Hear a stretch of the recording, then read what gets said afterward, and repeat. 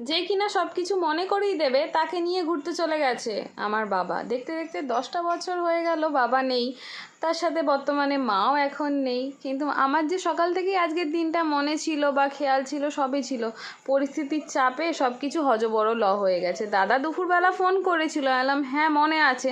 দাদা বলছে আমার তো খেয়ালই ছিল না। এলাম যাই হোক, মেয়ের হাতে তো সবসময় বাবা সব কিছু জিনিস পছন্দ করতো।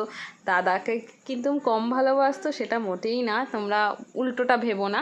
যাই হোক, আমি কলকাতায় থাকলে বিয়ের পর থেকে আমি সব সময় কিনি বাবার এই বাৎসরিক এলে বাবার জিনিসগুলো। সেগুলোই অফিস ফেরত আজকে 6টায় বেরিয়েছি, অফিস থেকে বেরিয়ে সব কিছু কিনে কাটে নিয়ে দেখতেই পারলে অটোতে উঠে পড়েছি। আর এখন টুকি টুকি পায়ে গুটি গুটি পায়ে দৌড়াচ্ছি হচ্ছে জুনিয়রের স্কুলের দিকে। ওখান থেকে জুনিয়রকে নেব, নিয়ে পরে যাব হচ্ছে প্রথমে মায়ের বাড়িতে, তারপরে যাব হচ্ছে বাড়িতে। দেখতেই পাচ্ছ দুর্গা ঠাকুরের ছবি দেওয়া, তো এখন জুনিয়রকে নেওয়ার অপেক্ষা। হ্যাঁ হ্যাঁ হ্যাঁ, ও রিস্কায় উঠলে খুব খুশি হয়ে যায়। আমরা এখন যাচ্ছি মামা বাড়ি, তারপরে যাব বাড়ি। এখন আমাদের দরজা খুলতে খুলতে নাজেহাল অবস্থা। তো এখন দরজা খুলেছি আমরা দিদু বাড়ির, এখন আমরা কাজে লেগে পড়বো। যে কাজের জন্য আমরা এখন এখানে এসছি, দরজা সরজা আগে আটকে নিই। চলে আসো পঙ্কা। হাতে জিনিসপত্র নিয়ে নাজেহাল অবস্থা।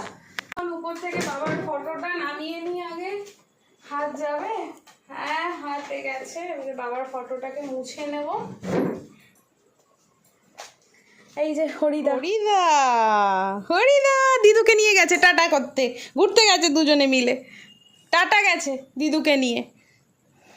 তোমরা জানো বাবার ফটোর সামনে আমি কখনোই মালা দিই না, মানে মালা ফটোতে পরাই না, এরকম ধরনের ফুলই বেশিরভাগ আনা হয়।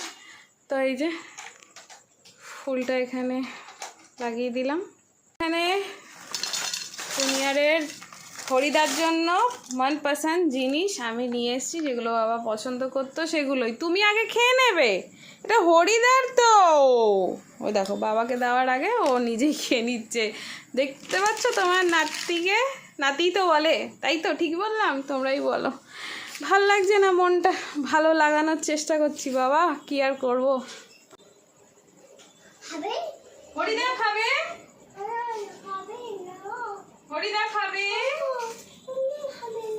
তুমি খাবে না, হরিদা খাবে। মা চলে গেছে জাস্ট 4 কি 5 মাস হতে যায়, তো সে কারণে দাদা দেবে না, আমি সব কিছু করে ফেললাম ঝটাপট করে। 1 বছর যেহেতু মায়ের হয়নি, আর 25শে সেপ্টেম্বর আসলে মাই সবসময় আগে মনে করে রাখতো, এখন আমাদের দায়িত্ব।